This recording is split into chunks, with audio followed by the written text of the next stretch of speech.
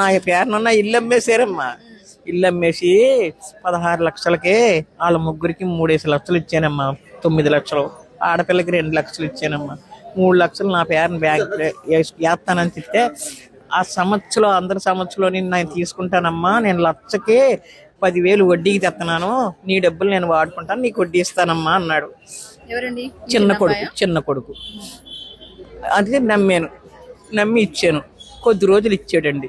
అక్కడి నుంచి చంద్రబాబు నాయుడు 2,000 చేసాడు కదండి, అప్పటి నుంచి ఆడ ఇవ్వడం మానేసాడండి.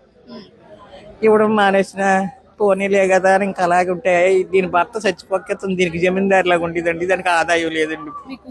కూతురికి ఆదాయం లేదు, దాని దగ్గర ఉన్నాను. దాని పిల్లలకి తిండి లేనప్పుడు నాకేం పెడతాని ఈ పరిస్థితిలో నిలబెడుతున్నానమ్మా. నేను ఇప్పుడు మొన్న వాళ్ళ ఇంటికి వెళ్ళానమ్మా. కోడలేమన్నదో చెప్తే ఆలకించండి. కొడుకు అలా కూర్చున్నాడమ్మా. ఫోన్లు చేస్తే తీర్చలేదమ్మా. కిందని వాచ్మెన్ ఉంటాడమ్మా. ఆ వాచ్మెన్ని ఫోన్ చేస్తే లేరని చెప్తున్నాడు. చేయకుండా వెళ్ళానమ్మా. ఆ రోజుని వెళ్తే ఉన్నాడమ్మా ఇంటి దగ్గర. ఎవరితో ఫోన్ మాట్లాడుకుంటున్నాడు. ఫోన్ మాట్లాడుకున్న తర్వాత నన్ను అలా మెక్కుకుంటా అలా వచ్చిస్తే ఇక్కడ వాళ్ళు అందరూ ఏమనుకుంటారు, అలా వచ్చేస్తాం ఏంటి నువ్వు అన్నాడు. ఉండండి మీరు గట్టిగా మాట్లాడకండి అని భార్య అన్నదండి. ఆడు పైకి లేచి బయటికి వెళ్ళిపోయాడు. నేను ఇంకా ఏయో చెప్పాలని వెళ్ళాను, అడగాలని వెళ్ళానండి, మంచిగా అడగాలని వెళ్ళానండి. అడిగితే చెప్పలేకుండా వెళ్ళిపోయిన వచ్చేదాకా కూర్చుందామంటే నేను డాక్టర్ గారి దగ్గర అపాయింట్మెంట్ పెట్టుకున్నాను. ఆ డాక్టర్ దగ్గరికి నేను వెళ్ళాలా, ఆటోకి ఎగేస్తాను, మీరు వెళ్ళిపోండి అన్నదండి. కార్లు కొని అమ్ముతాడండి. మన ఆదిత్య స్కూల్కి ఇంటర్మీడియట్ కాలేజీకి ఎదుర్కొంటా ఉన్న బిల్డింగ్ అండి అది. ఆ బిల్డింగ్లో ఉంటాడండి. అప్పుడు వెంకటలక్ష్మి చాలా ఇబ్బందిగా ఉంది, బీపీ మాత్రం లేవు కొన్ని అన్నాను.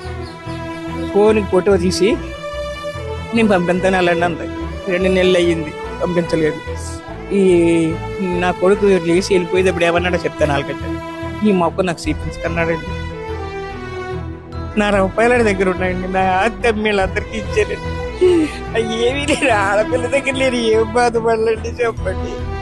ఇప్పుడు నేను నడలేని పరిస్థితి. ఒక మనిషి పట్టుకుంటేనే వెళ్ళలేనండి. ఎలా కత్తించుకుని పొడిచి చచ్చిపోలేదు కదండి నేను చెప్పమ్మా.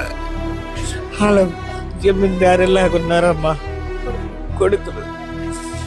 ఎందుకమ్మాలని ఇలా బాధ పెడుతున్నారు. ఎంతకాలం కూడా ఇలాంటి వచ్చి చెప్పుకుంటే అవమానం అని చెప్పుకోలేదు. నేను చాలా కష్టపడి పెంచాను, ఆన్లైన్ తీగులో పెట్టడం అనుకుని ముడుచుకున్నానమ్మా.